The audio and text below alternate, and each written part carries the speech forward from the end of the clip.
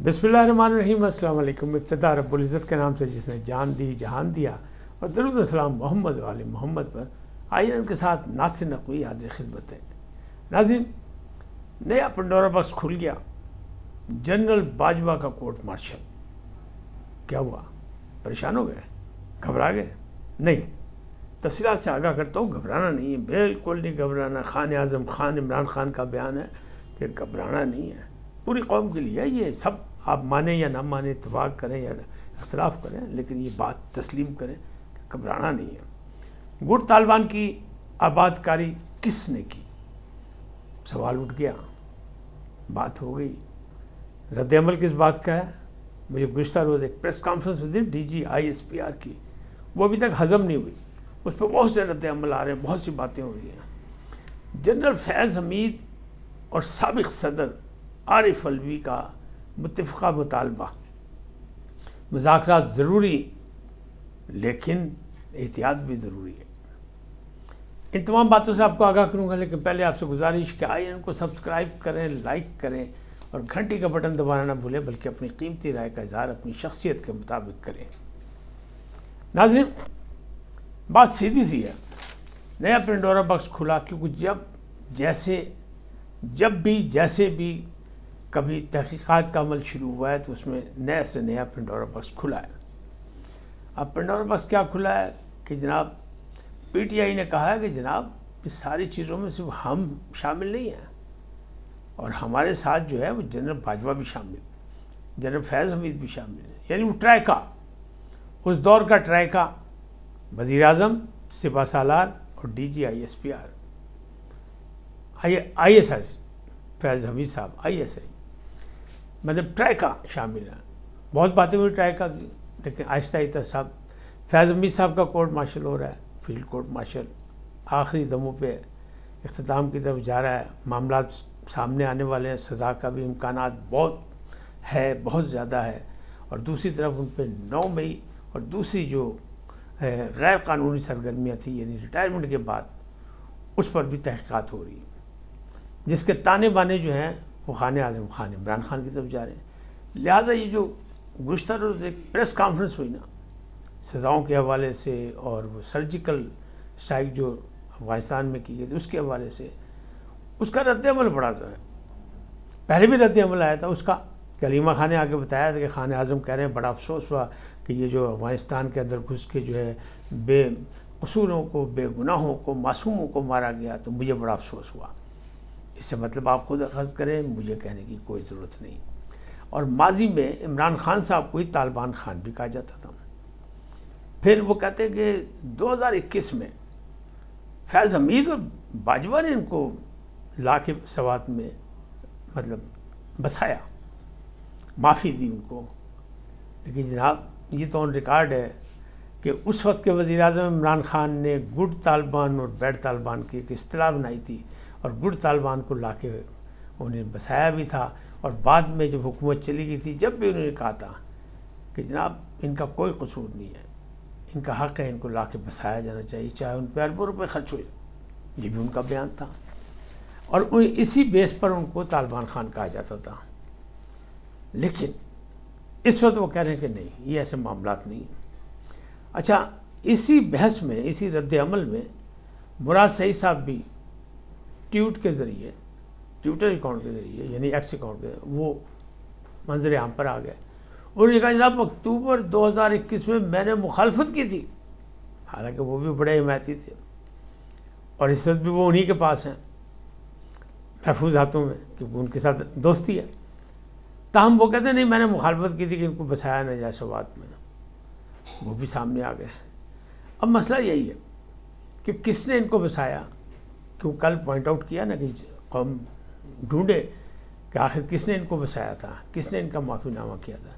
और जिस वक्त ये तालिबान की हुकूमत आई, अमेरिका छोड़ के गया है अफ़गानिस्तान को, और वहाँ बेतहाशा असला छोड़ के गया है, और वो असला इन लोगों के काबू में आ गया, जो TTP वाले हैं, इन लोगों ने कब्ज़े में लिया, और वो फिर हमारे ख़िलाफ़ इस्तेमाल कर रहे हैं, यानी सरहद पार से, और अफ़गानिस्तान की सरज़मीं इस्तेमाल कर रहे हैं। तो कल की प्रेस कॉन्फ्रेंस में यही कहा गया कि जनाब कौम देखे कि ये कौन लोग हैं, कहाँ से आए, क्या हुआ था।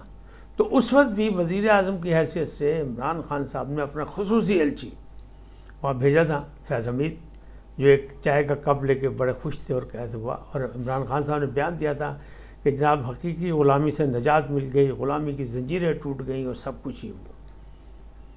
یہ ساری باتیں کہاں گئیں؟ جب یہ ساری چیزیں آن ریکارڈ ہیں تو پھر جناب تانے بانے تو جا کے خان صاحب کی طرف جائیں گے۔ لیکن بہرحال یہ جنرل فیض حمید اور عارف علوی کا متفقہ مطالبہ کیا۔ دوران تحقیقات فیض حمید صاحب نے یہ مطالبہ کیا کہ جنرل باجوہ کا کورٹ مارشل ہونا چاہیے، اور جناب عارف علوی صاحب بھی یہی فرما رہے ہیں۔ عارف علوی صاحب یہ بھول گئے کہ ان کے خلاف بھی آرٹیکل 6 کی کارروائی بنتی ہے، سپریم کورٹ نے فیصلہ کیا ہوا ہے۔ قاسم سوری اور ان کے خلاف جو انہوں نے اپنے کرامات دکھائی تھی اسمبلی کے حوالے سے، تو وہ بھی آن ریکارڈ موجود ہے، ابھی وہ کیس موجود ہے، اس میں جان نہیں چھوٹی۔ لیکن اب وہ یہ کہہ رہے ہیں کہ نہیں، عمران خان کی بات کرتے ہیں، جنرل باجوہ کی بات نہیں کرتے، جس نے مذاکرات میں پہل کی تھی، جس نے اصل کام کیا، جس نے طالبان سے دوستی ڈالی، جس نے طالبان کو لا کے آباد کیا۔ تو فیض حمید بھی یہ کہہ رہے ہیں کہ میں نے جو کچھ کیا اپنے باس کی مرضی سے کیا۔ تو ان کے پاس دو ہی تھے، منتخب وزیر اعظم عمران خان اور دوسری جانب باس سپاہ سالار، تو دونوں کو وہ اس میں انوالو کر رہے ہیں۔ اب کہاں تک انوالو ہو سکتے ہیں، کہاں تک ان کے بیانات لیے جاتے ہیں، کہاں تک عمران خان کا تو چانسز صاف صاف نظر آتا ہے کہ جناب ان کو، کیونکہ وہ تو کسٹڈی میں ہے، تو ان سے تو بیان لیا جائے گا، ان کو سوال نہ، لیکن کیا سابق سپاہ سالار کو کٹہرے میں لایا جائے گا؟ جو ان کا مطالبہ ہے کہ کٹہرے میں لاؤ فیض، یعنی اپنے جنرل باجوہ کو، قمر جاوید باجوہ کو، تو کیا لایا جا سکے گا؟ کیا احتساب میں ان کو بھی اپنا کردار ادا کرنا پڑے گا؟ کیونکہ ادارے نے تو اپنے اندر سے احتساب شروع کیا پہلے۔ تو حالات ایسے ہو گئے کہ اب چاروں طرف سے ایک دم سے مطالبہ، اب پی ٹی آئی بھی یہی کہہ رہی ہے، پی ٹی آئی کا مطالبہ بھی یہی ہے کہ جناب اسی کلے نہیں، وہ بھی گئے انہوں نے لے آؤ۔ اچھا ٹھیک ہے، اس کا کیا مطلب نکلے گا؟ مطلب یہ ہے کہ اس بات کو اتنا پھیلا دو کہ جناب پھر گنجلا قابو نہ آن، سیرا پتہ نہیں لگے کہ کول ہے، تو یہ معاملہ، لیکن اس سے جان بخشی نہیں ہوگی۔ اب دیکھنا یہ ہے کہ کیا ان سے سوال نامہ کر کے ان سے جواب کیے جائیں گے، اگر ان کا نام آ رہا ہے جواب دیے جائیں گے، یا ان کو بلایا جائے گا کہیں۔ تو اگر ایسا ہوا تو مقتدرہ نے ایک نئی تاریخ رقم کر دینی ہے، یہ پکی بات ہے اگر ایسا ہو گیا تو، لیکن چانسز بہت کم ہے، اس لیے کہ ماضی کی تاریخ پر اگر اپنی 76 سالہ تاریخ پر آپ نظر دوڑائیں تو پہلے مارشل ایڈمنسٹریٹر فیلڈ مارشل محمد ایوب خان جو صدر بنے، 10 سال اقتدار تھا ان کا۔ ذوالفقار علی بھٹو نے جب ان کی کابینہ سے نکل کے عوامی تحریک چلائی تو کہا تھا ایک ایک خون کے قطرے کا حساب لوں گا، لیکن الحمدللہ وہ اپنی موت مرے۔ پھر جنرل یحییٰ صاحب آئے، ان کی باری آئی، ان کو غدار پاکستان کہا گیا، اور جب سقوط ڈھاکہ ہوا تو ان کے خلاف غداری کا مقدمہ بھی درج ہوا اسی لاہور میں جہاں میں بیٹھا ہوں۔ اور یہ ایک اتفاق ہے کہ جب لاہور کے تھانہ سول لائن میں ان کے خلاف غداری کا مقدمہ درج کرایا گیا تو جو نوجوان ان میں شامل تھے میاں منظر بشیر کے ساتھ، اس میں میں بھی شامل تھا، میں بھی وہاں موجود تھا۔ لیکن کیا ہوا؟ جنرل ضیاء خان بھی آخری وقت تک مختلف تقریبات میں بھی دیکھے گئے اور اپنی موت مرے۔ پھر جنرل ضیاء الحق کی باری آ گئی۔ جنرل ضیاء الحق نے چونکہ بڑا کارنامے انجام دیے اور 12 سال حکومت کی اور بڑا کچھ کیا، اور پھر جہاد افغانستان میں حصہ لیا اور افغانستان کو بچایا مسلمانوں کی مملکت کو رشیا سے، تو اس میں کرامات جو دکھائیں اس میں بہت سو کو فائدہ ہوا، ان کو بھی فائدہ ہوا۔ لیکن جن کے ہاتھوں میں وہ کھیل رہے تھے انہوں نے ہی ان کو پھر مطلب موت کے گھاٹ اتار دیا، اور آج تک نہیں کسی نے ذمہ داری قبول کی اور کوئی نہیں مانتا، کیونکہ یہ انٹرنیشنل سازش تھی۔ یہ بھی سازش کے تحت ان کو مار دیا گیا، جتنی دیر کام لیا گیا وہ کام لیا گیا۔ اس کے بعد آئی باری جنرل پرویز مشرف صاحب کی، زبردستی کے صدر جو تھے۔ طیارہ اغوا ہوا نہیں ہوا، کیا ہوا کیا نہیں ہوا، وہ کیس اپنی جگہ ایک حقیقت رکھتا ہے، لیکن اسے قطع نظر ان کا انجام کیا ہوا؟ عدالت نے بعد میں سزا دے دی ان کو کہ ان کو لٹکایا جائے، سب کچھ سیٹ سنسار نے یہ کام دکھایا، لیکن کچھ نہیں ہوا۔ کیا ہوا؟ وہ تو مر چکے تھے، انہوں نے تو کہا ان کا مردہ بھی نکال لو، لیکن اپنی موت وہ مرے۔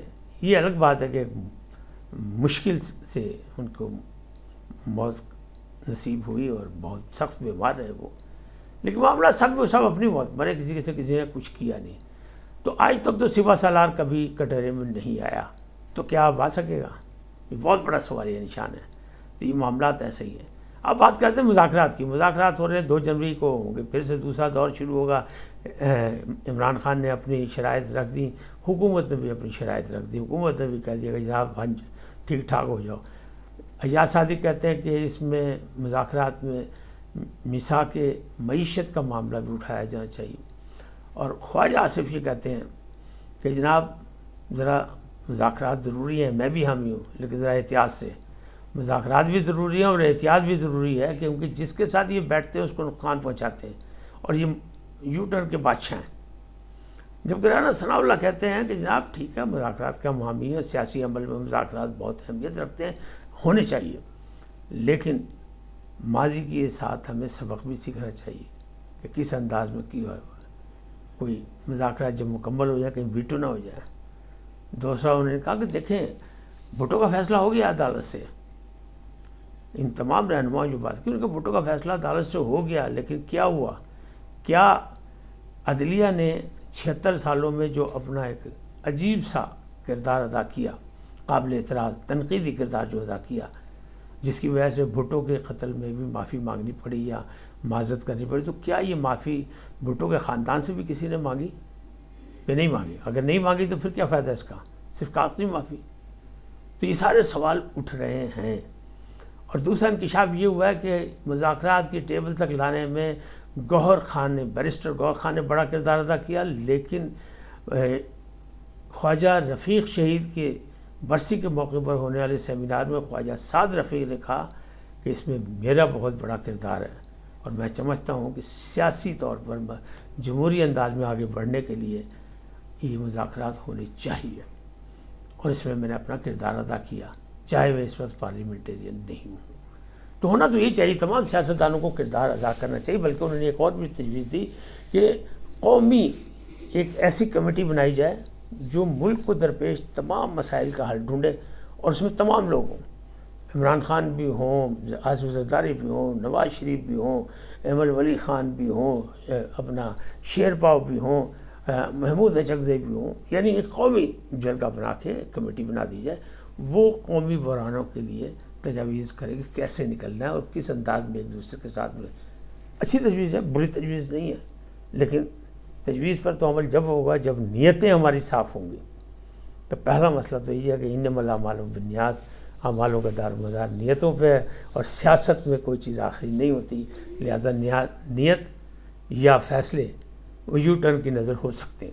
اس وقت تک اتنا ہی. پھر ملیں گے نئے موضوع کے ساتھ. جاتے جاتے آپ سے درخواست، آئیے ان کو سبسکرائب کریں، لائک کریں، گھنٹی کا بٹن دبانا نہ بھولیں، اور اپنی قیمتی رائے کا اظہار اپنی شخصیت کے مطابق کریں. سدا سلامت رہیں. اللہ نگہبان.